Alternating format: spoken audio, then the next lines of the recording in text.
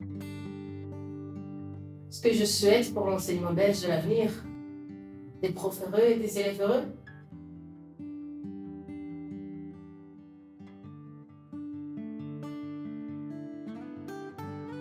In 2014 kwam ik te weten dat het programma Teach for Belgium ging gestart worden. Dat was heel toevallig dat ik Pierre Praag hoorde spreken over het project.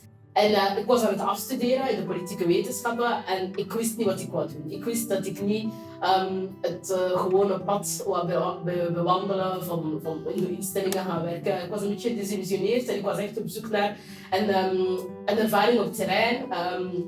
Een job dat tegelijkertijd zinvol zou zijn, een impact zou hebben op het terrein, op de echte mensen.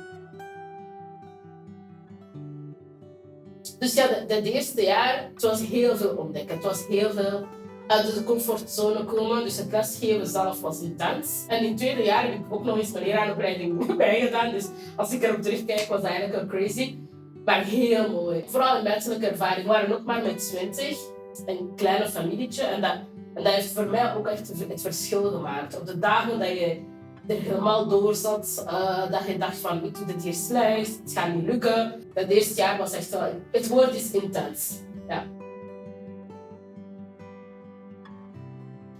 Je pense qu'enseigner était l'expérience la plus formatrice que j'ai eue. J'ai appris plus de mes élèves que eux de moi. En fait, quand tu commences à apprendre le métier, tu apprends à être prof. Et parfois, ça va au détriment de l'apprentissage de tes élèves. Heureusement, avec le soutien de Teach Belgium, on essaye de diminuer cet impact, la courbe de croissance du prof ne devrait pas aller trop en détriment de la courbe de croissance des élèves. Une des choses que j'ai apprises et qui m'a marquée, en tout cas dont je suis très consciente, c'est la gestion du stress. Et être impressionné par des situations inattendues. Et en tant que chaque prof qui se respecte, il y a bien un jour où on est à bout, et surtout quand on est prof de langue, et on se dit aujourd'hui on va regarder un film et on va discuter du film dans la langue et on va faire une dissertation. Et moi j'avais une classe particulièrement turbulente et j'arrive là et le projecteur ne fonctionne pas. Donc je suis devant 20 mecs, 14-15 ans, plein d'énergie et je n'ai pas de contenu de cours. Et je pense que c'était le moment le plus stressant de ma vie. Et depuis, j'ai parlé devant des centaines de personnes. J'étais dans des réunions intercabinets, des réunions hyper stressantes où je n'ai jamais ressenti la pression que j'ai ressentie ce jour-là.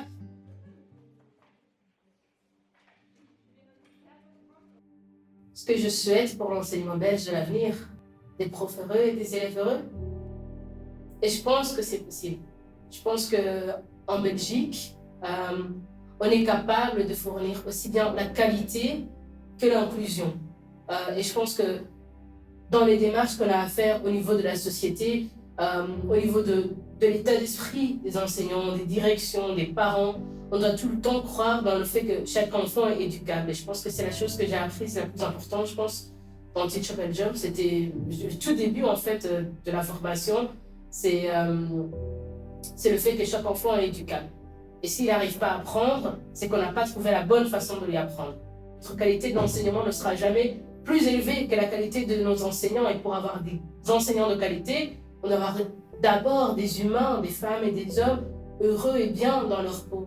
Heureux de faire le métier qui est au final le plus beau métier du monde.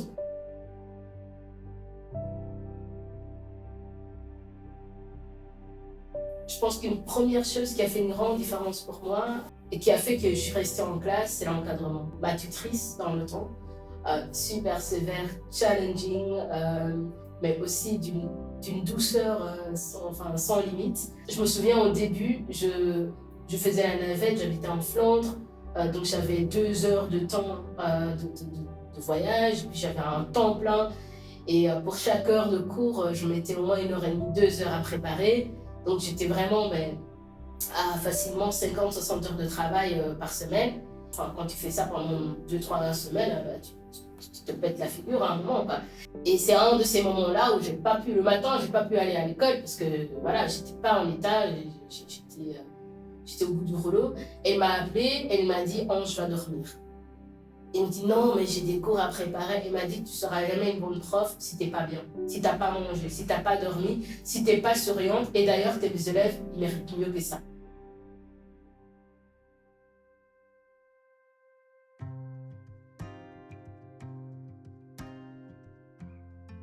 Na het lesgeven ben ik voor de organisatie Teach Belgium beginnen werken. Na de periode met Teach Belgium ben ik aan de slag gegaan als beleidsmedewerker op het kabinet van een Brusselse minister op mobiliteit, wat helemaal iets anders is dan onderwijs. Maar ik had ook nood aan een andere inhoud aanpakken. En op zich merk ik wel dat de inhoud wel heel anders is, maar de realiteit op het terrein is niet zo verschillend als het gaat over ongelijkheden. Want het zijn de armste Brusselaars die klein wonen op drukke assen met slechte luchtkwaliteit. En die kindjes worden ziek en dat zijn diezelfde kindjes die dan in de scholen terechtkomen met een nog hoger lerarentekort, met minder kansen.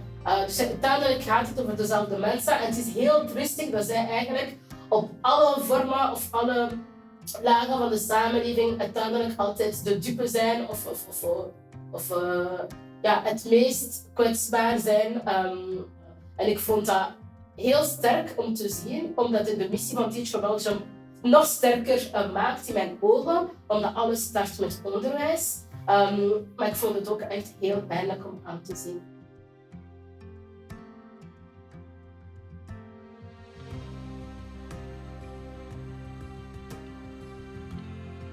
Ik denk dat het belangrijk is om aan te kaarten dat niet iedereen leerkracht kan worden in de klas, in de formele manier van lesgeven. Maar ik geloof wel dat iedereen een impact kan hebben en het onderwijs in zijn geheel kan beïnvloeden.